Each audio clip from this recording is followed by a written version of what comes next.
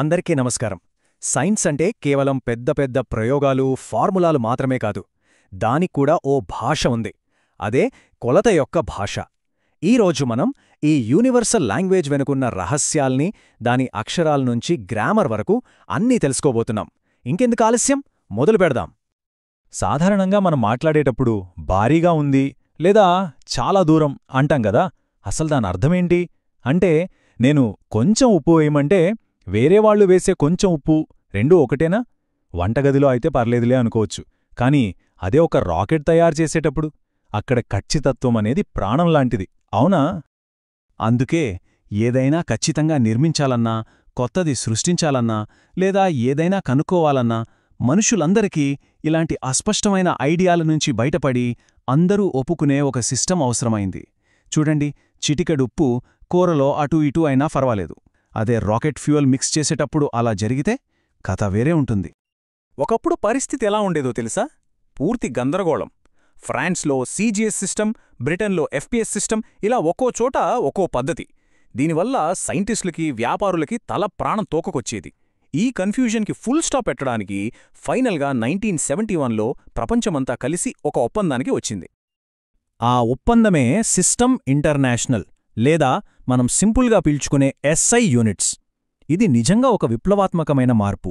ప్రపంచంలో ఏ మూల ఉన్న సైంటిస్ట్ అయినా, ఇంజనీర్ అయినా అందరూ మాట్లాడుకోవడానికి ఒక కామన్ లాంగ్వేజ్ దొరికింది. దీనివల్లే పెద్ద పెద్ద ఆవిష్కరణలు కలిసి పనిచేయడం సాధ్యమయ్యాయి.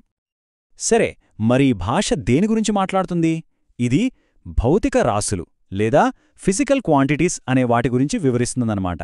సింపుల్గా చెప్పాలంటే, మనం కొలవగలిగే ప్రతీదీ ఒక భౌతిక రాశే. ఉదాహరణకి, ఒక వస్తువు పొడవు, దాని బరువు, లేదా ఒక గదిలో టెంపరేచర్, ఇవన్నీ భౌతిక రాశులే.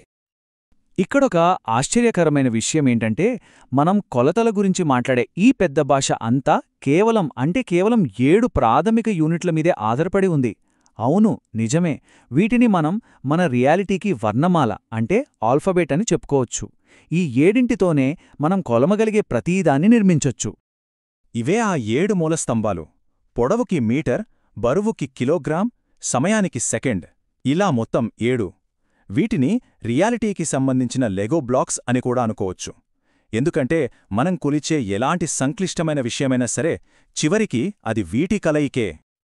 అయితే ఒక డౌట్ రావచ్చు, మరి ఈ 7 కాకుండా మనం స్పీడ్, ప్రెషర్, ఎనర్జీ లాంటివి కొలుస్తాం గదా, వాటి సంగతేంటి? వాటినే ఉత్పన్న రాశులు లేదా డిరైవ్డ్ క్వాంటిటీస్ అంటారు. పేర్లోనే ఉంది కదా, అవి ఆ 7 ప్రాథమిక యూనిట్ల నుంచే ఉద్భవించాయి, అంటే పుట్టుకొచ్చాయన్నమాట. ఉదాహరణకి స్పీడ్ తీసుకుందాం. చాలా సింపుల్. స్పీడ్ని ఎలా కొలుస్తాం? మనం ప్రయాణించిన దూరాన్ని, అంటే పొడవు, ఇది ఒక ప్రాథమిక రాశి. పట్టిన కాలంతో, అంటే సమయం, ఇది ఇంకో ప్రాథమిక రాశి, భాగిస్తాం, అంతే. చూశారా ఎలా ఈ బేసిక్ యూనిట్స్ కలిసిపోయి కొత్త కాంప్లెక్స్ ఐడియాలను తయారుచేస్తున్నాయో? సరే, ఇప్పటిదాకా ఈ భాష యొక్క అక్షరాలు అంటే ఆల్ఫబెట్ నేర్చుకున్నాం. ఇప్పుడు దాని గ్రామర్ అంటే వ్యాకరణం వైపు వెళ్దాం. అవును, ప్రతీ భాషలాగే ఎస్ఐ సిస్టమ్కి కూడా కొన్ని రూల్స్ ఉన్నాయి. అప్పుడే అంతా క్లియర్గా ఒకే రకంగా ఉంటుంది. మొదటి రూల్ చాలా సింపుల్.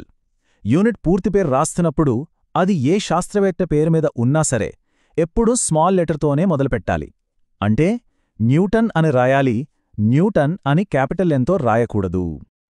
కాని ఇక్కడే ఒక ట్విస్ట్ ఉంది. పూర్తి పేరు కాకుండా దాని సింబల్ అంటే చిహ్నం రాసేటప్పుడు మాత్రం, ఒకవేళ అది శాస్త్రవేత్త పేరు మీద ఉంటే అప్పుడు క్యాపిటల్ లెటర్ వాడాలి. న్యూటన్కి ఎన్, కెల్విన్కి కే అన్నమాట. ఇది చాలామంది చేసే చిన్న పొరపాటు, కాని చాలా ముఖ్యమైన రూల్. నంబర్కి, యూనిట్ సింబల్కి మధ్య ఎప్పుడూ ఒక స్పేస్ ఉండాలి. 10 kg అని కలిపి రాయకూడదు, 10 స్పేస్ kg అని రాయాలి. ఇక చివరిగా ఇంకో ముఖ్యమైన రూల్. యూనిట్లకి ప్లూరల్స్ అంటే బహువచన రూపాలు ఉండవు. మనం 6 మీటర్ అనే రాస్తాం, 6 మీటర్స్ అని ఎస్ చేర్చకూడదు. ఇది అన్ని కొలతల్లోనూ ఒకే రకమైన పద్ధతిని ఫాలో అవ్వడానికి సహాయం చేస్తుంది. ఇప్పుడు కొంచెం డీప్గా వెళ్దాం. నిజ జీవితంలో ఏ కొలత కూడా 100% పర్ఫెక్ట్గా ఉండదు.